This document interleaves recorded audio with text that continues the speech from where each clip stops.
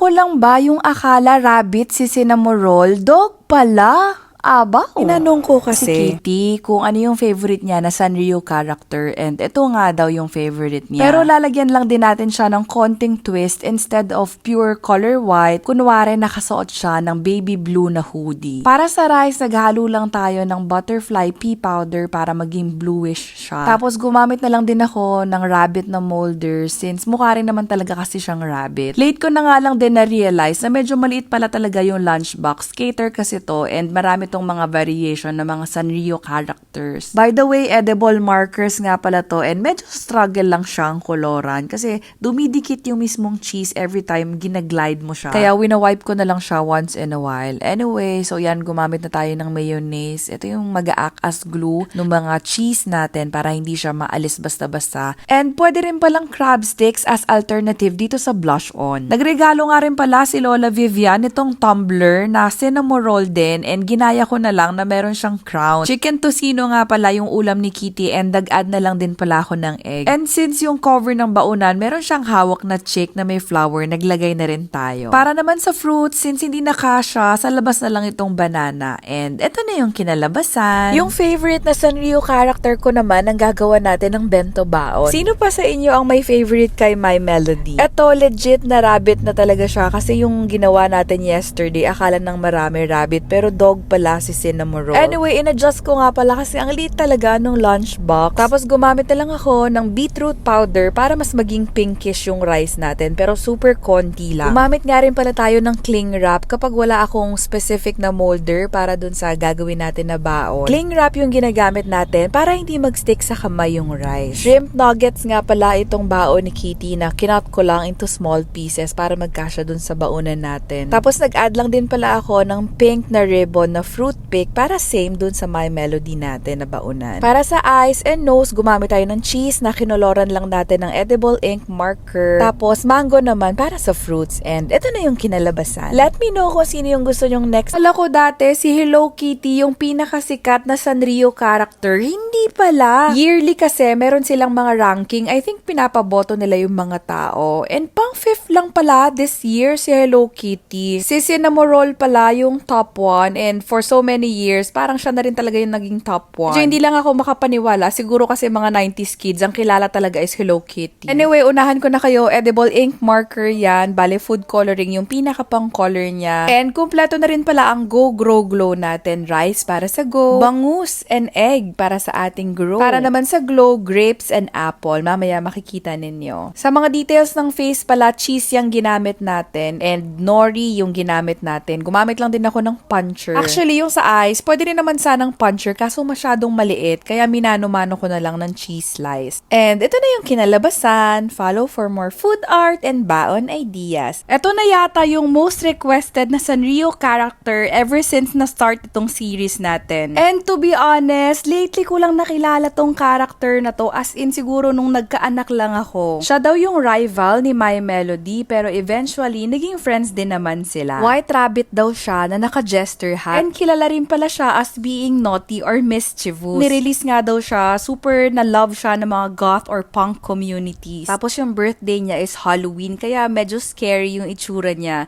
and meron din siyang skull sa forehead. Tina nga lang din na meron akong cutter ng ham na shape ng skull. Ang butas doon sa may eyes, yun yung ginamit ko para sa nose and nag-punch lang ako ng nori para sa mouth. Medyo maliit nga lang kaya pinalitan ko ng bigger size. At this point, medyo happy na ako. Ayun lang, parang medyo nakukulangan ako. Ang laki kasi nung face niya kaya naglagay na lang din ako nung parang color niya na spiky. Kompleto na nga rin pala yung Go Grow Glow natin. So, rice para sa go, chicken and ham para sa grow, grapes, apple, broccoli, and carrots naman para sa glow. And alam nyo ba kung makain na si Kitty ng mga binabaon ko na broccoli, talagang tiyagaan lang kaya don't give up mga me. Anyway, ayun lamang for today. Abaw!